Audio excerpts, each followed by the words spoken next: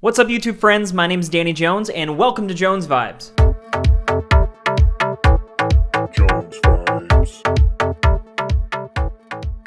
First and foremost, thank you so much for clicking on this video, and if you enjoy it, please go ahead and hit that like button, and then go ahead and click subscribe as well as hit that notification bell. That'll keep you up to date when I make more content. And the book of Boba Fett is now closed, and I'm here to talk about it. It actually wasn't a book, it was a show. And honestly, I was expecting like an educational series on Boba Tea. So when I found out it was about Boba Fett from Star Wars, I was like, oh, sweet. Boba Tea is pretty good though.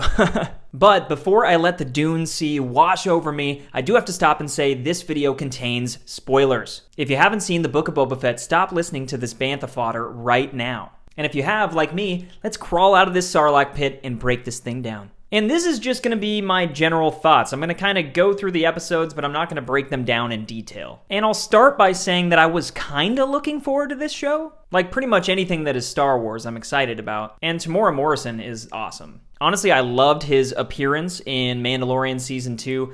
But as far as Boba Fett goes, like I've never been too attached to that character. I'm more of a Sith guy, what can I say? And I also should mention that I haven't watched the Clone Wars series in its entirety. I'm like 3 seasons in, and so I'm a little fuzzy on like a lot of the background lore. It's just so hard when Property Brothers has a new season, you know? But yeah, with all that said, I was curious about this show. The feelings about it online so far are pretty mixed, and what else is new with Star Wars fandom. But ultimately, I did enjoy this season. And if people don't like that opinion, then I guess I'm flying solo. I thought that the story and the characters, they brought a lot to the table, and some of the reveals in this season were insane. And I think it did a lot of good just for Star Wars as a whole. But I will say it was a bit of a bumpy ride, like going through it. The first 3 episodes had me a little underwhelmed. Like I said, I'm not like a huge Boba Fett fan. And so I was just kind of into it, like it was fun. I mean, the Sarlacc pit scene was awesome and was pretty much how I pictured all of that going down. My biggest setback was just like adjusting my expectations for it. I kind of thought that this was going to be like a much more gritty take on the character. Kind of like how he felt in Mandalorian Season 2, like super tough. But instead, they made him pretty light. He felt more human or clone than bounty hunter. And yeah, I was just kind of thinking that we were going to get some like ruthless bounty hunter scenes and action, but we kind of didn't. And that's okay. Like I enjoyed his relationship with the Sand People and the kind of like spiritual relationship that he develops with Tatooine. It's almost like when he crawled out of the Sarlacc pit, he was reborn in a way. So like kind of forgetting that dark past. So even though I wasn't like all the way into the first 3 episodes, there was enough for me to kind of grab onto and think about. And Fennec Shand was super badass, like especially in the finale, but for most of the season, she was holding her own. And then the Wookiee character, Kersantin, I think is how you say his name, he was a lot of fun. He had like electric knuckles. And I just loved seeing another Wookiee that wasn't Chewbacca. Like Kashyyyk was a huge planet full of Wookiees, so you'd imagine there's tons of them all over the galaxy. And he was pretty cool. I did start to worry a little bit when like the mod biker gang showed up. I honestly just thought like their aesthetic was really cheesy. And also the argument that like there's brightly colored ships all over in the prequels, but it doesn't change the fact that it just kind of looked dumb and felt out of place to me. And honestly, like regardless, you have to admit that chase scene in episode 3 was way too long and just, I don't know. It reminded me of that scene in Monty Python when it keeps showing the guy and he's just running from far away and it just never ends. But really, after episode 3, it took a huge turn for me. Episode 4 just had a lot to unpack, like getting his armor back. And then like the village of Sand People, they all got like wiped out, so there was a little bit of emotion.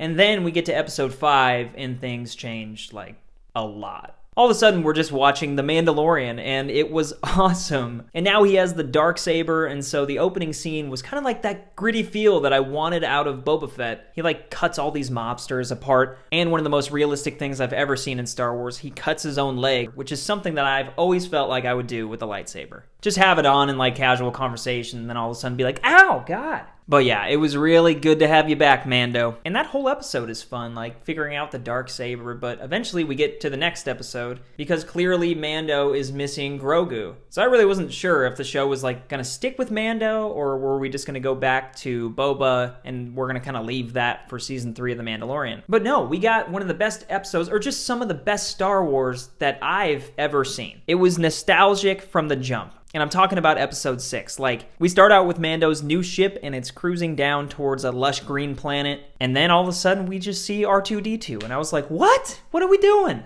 And then all of a sudden, Ahsoka shows up, and we see a temple that's being built that looks exactly like the one in the flashbacks in The Last Jedi. And so, I don't know, like, the vibes were just crazy. I really was so emotional, like, every minute of this episode.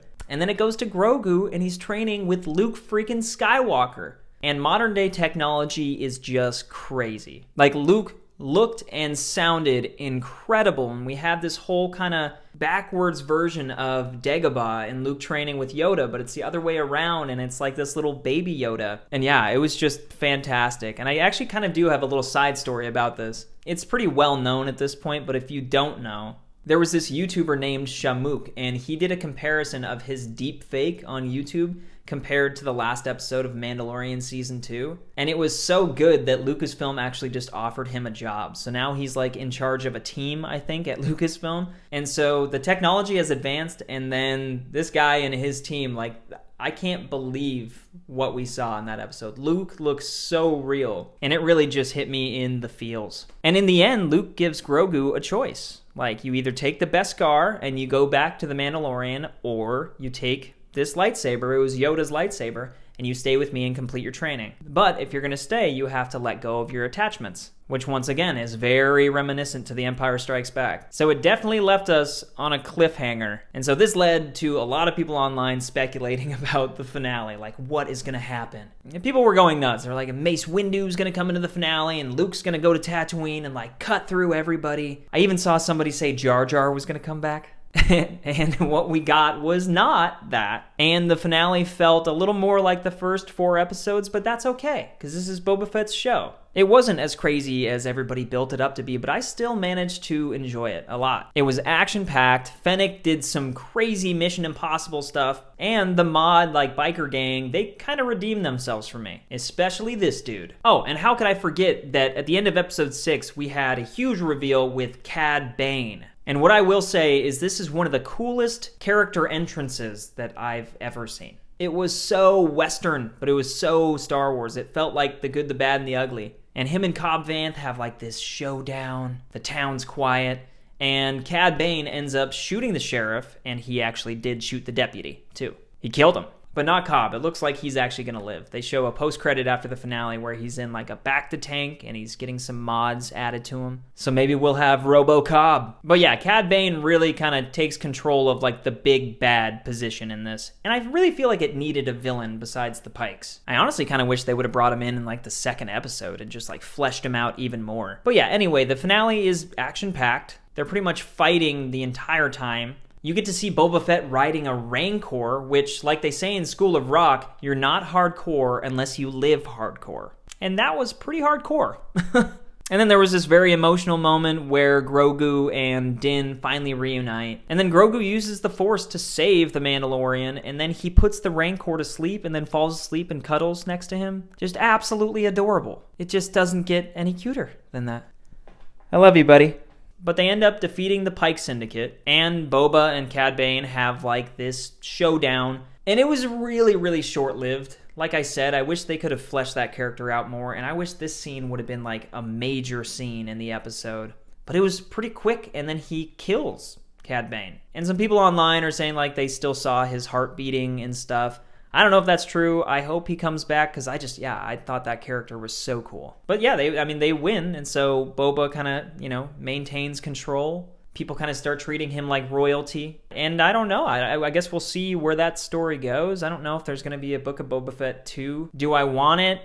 I don't know. Will I watch it? Absolutely, yes. And then it also sets up The Mandalorian Season 3, like, really well. Din and Grogu fly through space, and they're going to Mandalore. So I'm pretty excited about that, too. And look, I get the criticisms. I really do. Like, the Book of Boba Fett wasn't all about Boba Fett. But if you think about it, like, every character that they show or that they bring in within this season has some sort of connection to Boba Fett. And I really can't say that I didn't enjoy it personally. And so it's setting things up, and I think that David Filoni and Jon Favreau have a pretty firm grasp on what's to come.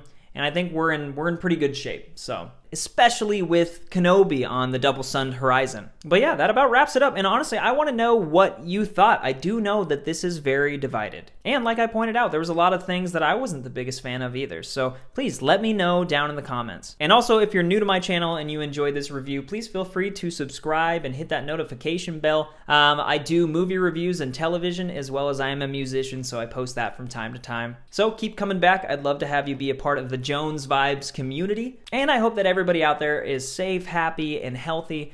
And I'll be seeing you next time. Jones Vibes.